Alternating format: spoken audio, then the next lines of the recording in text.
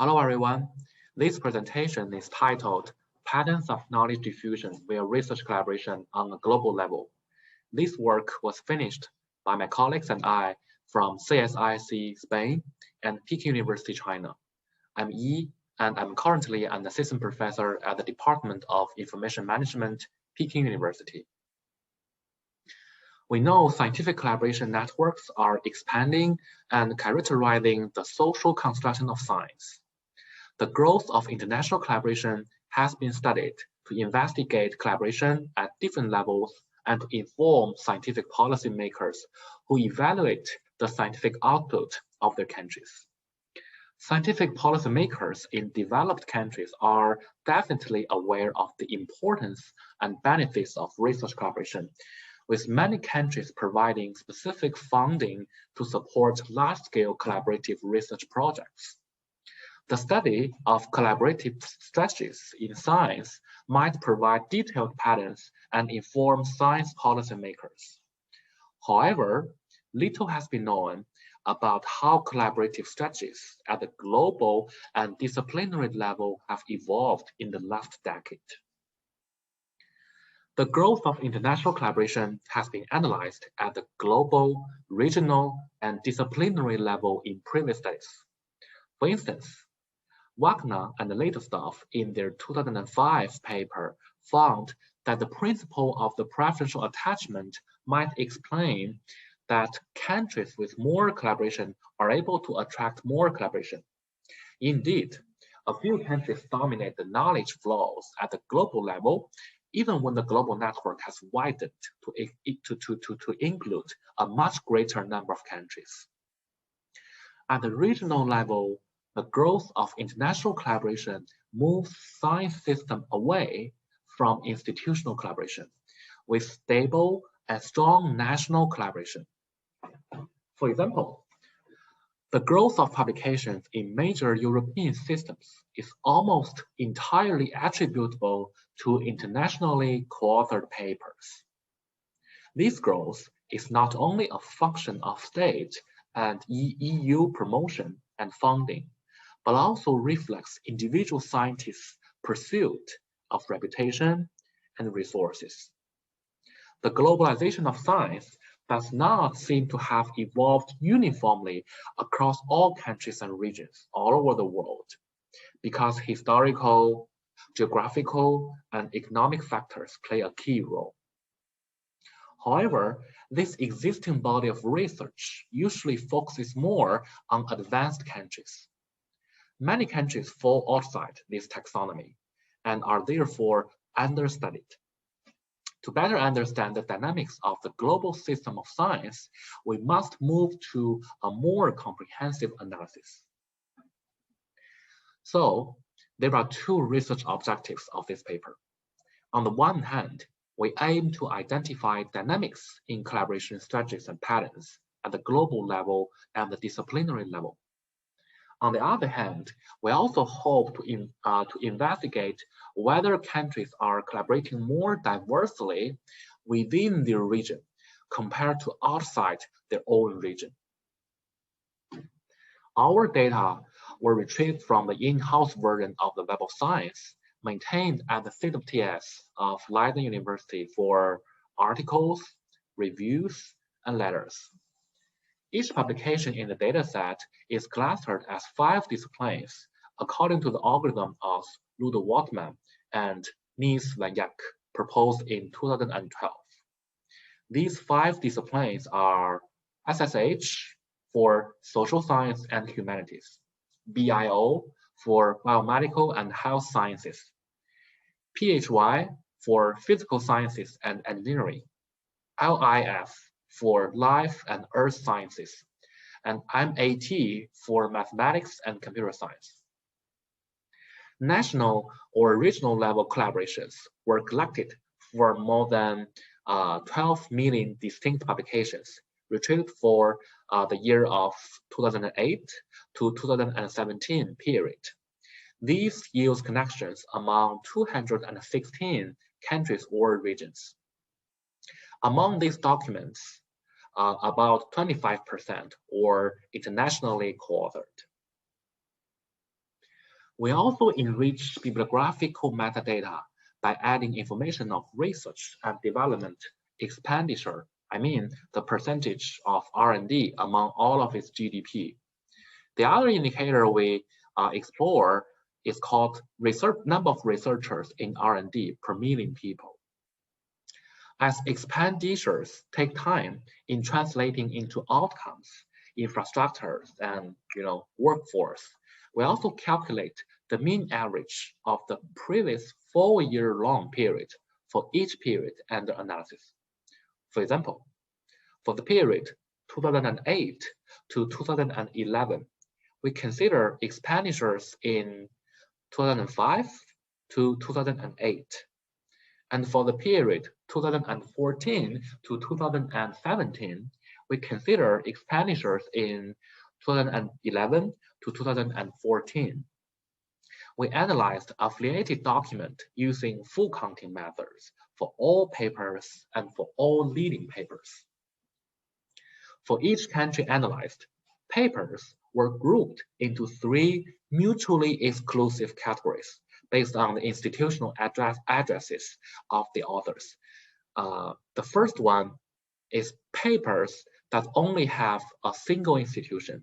We call it no inter-institutional collaboration. The second type of papers are those that have at least 2 institutions from the same country. We call it domestic collaboration. And third, papers that have at least 2 institutions from at least 2 different countries. We call it international collaboration. So this table provides an overview of data for the 3 periods. All indicators show a growth on international collaboration. The number of internationally collaborative papers has grown at a higher rate than the total number of papers. At the individual level, the number of authors involved in internationally collaborative papers has risen by about 81%, much faster than the number of unique authors at the global level. Besides, we also observe that almost all countries have participated in the global international network as leading or supporting collaborators. At the disciplinary level, this figure shows that the percentage of internationally collaborative papers has increased around 12% in all disciplines. Biology and life science and earth science present the highest values of growth, in contrast with social science and humanities that decreased about 2.34%.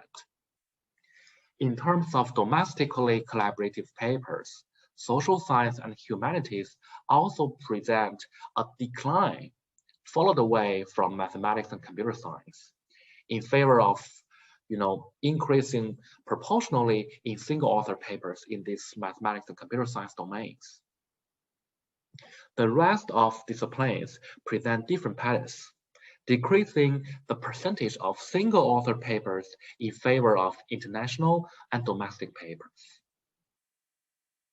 Similar patterns are also observed in the number of authors involved in distinct collaborative partnerships, as shown in these figures.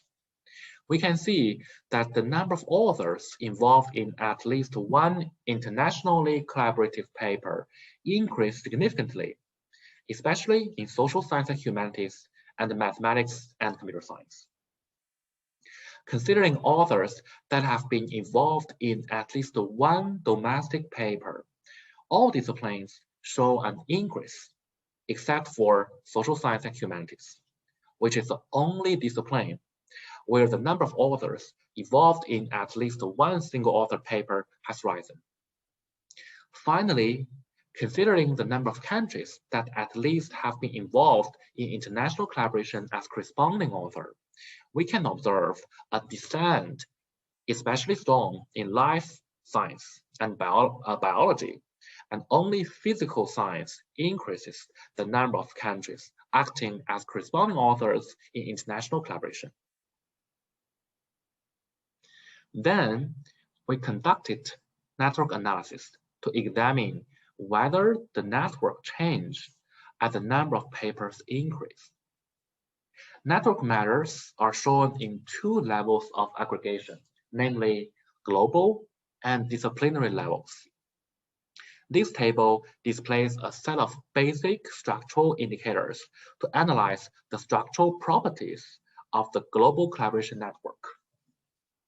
The number of countries linked to other countries has grown in the past decades, about 8%.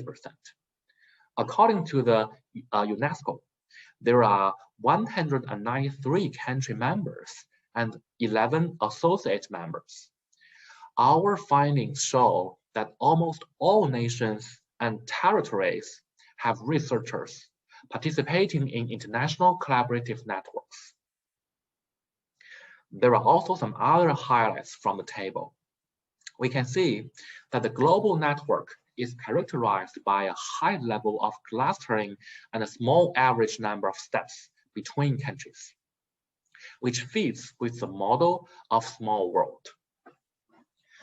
All these indicators suggest that the network became denser and that influence and power in terms of scientific collaboration flows control were spread more widely among countries at the global level.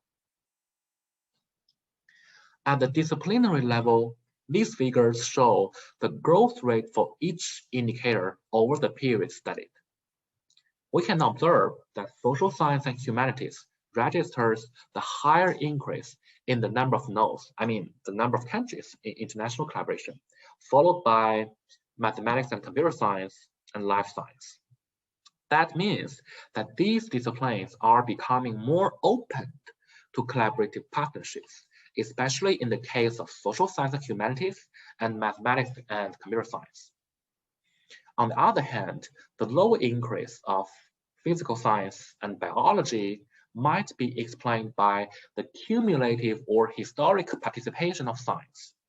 Indeed, these fields are traditionally the most collaborative in research, and they are characterized by a high participation of institutions around the world. In all indicators, we can observe a trend already discussed in previous research. The growth of internationally collaborative papers shows that new members, new countries, are entering into the global network, and ties among countries are increasing. When I say ties, it means the edges between countries. Greater density of the network and the decrease of betweenness matters suggest that fewer of the communications pass through the leading countries.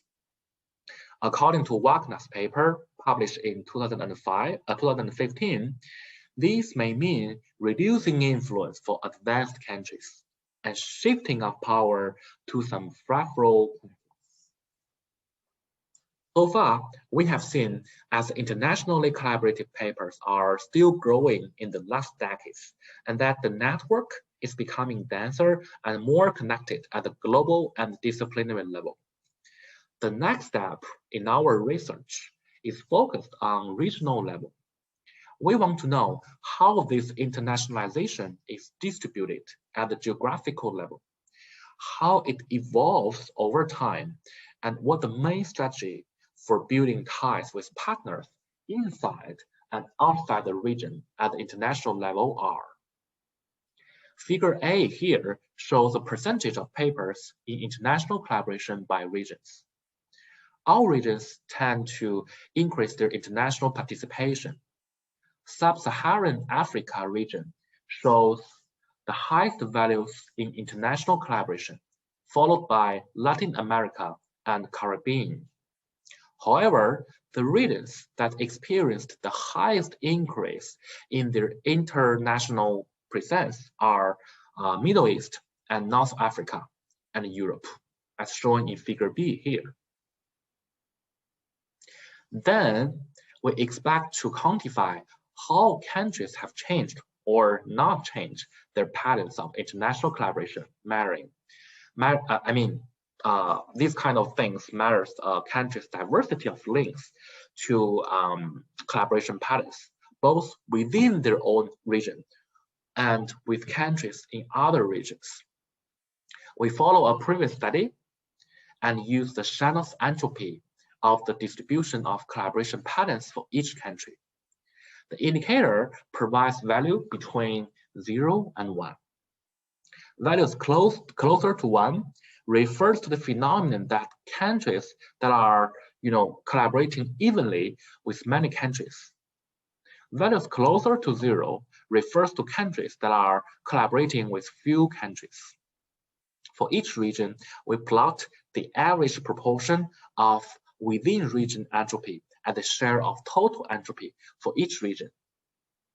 We can see that Europe and Central Asia show the highest value of entropy, which means that countries from this region have increased their focus on diverse within-region collaboration. South Asia and North America present a lower diversity of partners. That might be explained by the number of countries in these regions. Now let's move to the below figure.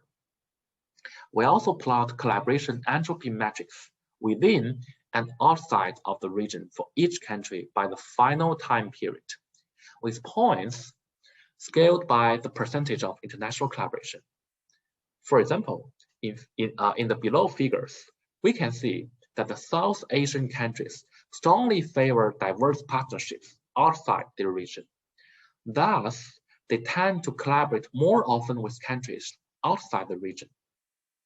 Our empirical results show that almost all the production is carried out with international partners, except for India, the country with the highest number of publications in the region, with the lowest percentages of internationally collaborative papers, and the highest values of within-region collaboration diversity, along with Maldives.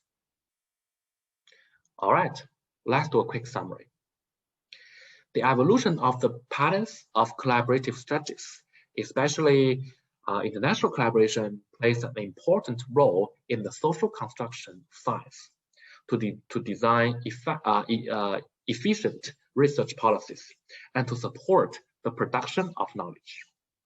This paper has shown the main collaborative strategies focusing on the growth of international collaboration over time at global, disciplinary, and regional levels using different approaches.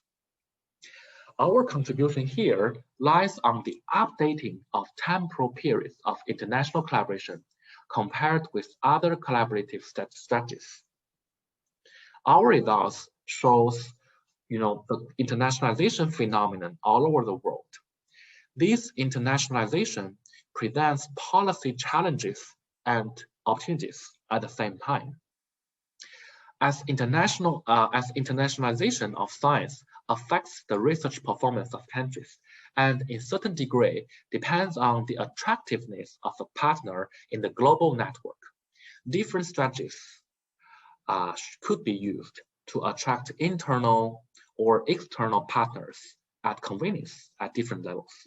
For instance, at the individual level, the choice among forms of collaboration can be influenced by incentives and considerations concerning the organizational research system. For example, a scientist could be encouraged to privilege within-region collaborations, because these will favor creation of team spirit within the workplace. In other cases, mechanisms for career advancement that reward external collaboration could encourage partnerships with regional and extra-regional colleagues. At the national and regional level, the forms and sources of research financing can influence the types of collaboration chosen. For example, it could encourage local and intra-region level collaborations, while supranational financing and in certain cases, the intensive systems to individual organizations can favor collaborations at the international level. A smart balance must be found between the necessary reinforcement of internal coherence, mainly around the project of collectively discovering the relevant specialization, and the challenge of positioning local research in the global world of science. In fact, there's no contradiction if the territorial strategy is well defined. In addition, our paper also raises many interesting but far-reaching questions. For instance, which collaborators countries are drivers in fostering and enhancing smart specialization, clusters of innovation, absorptive capacities? These questions deserve further investigations and suppose future research. We are also hoping to thank Dr. Rodrigo Costas for providing access to the State of TS in-house Web of Science database and work on the compilation of the datasets. This is the end of our presentation. If you have any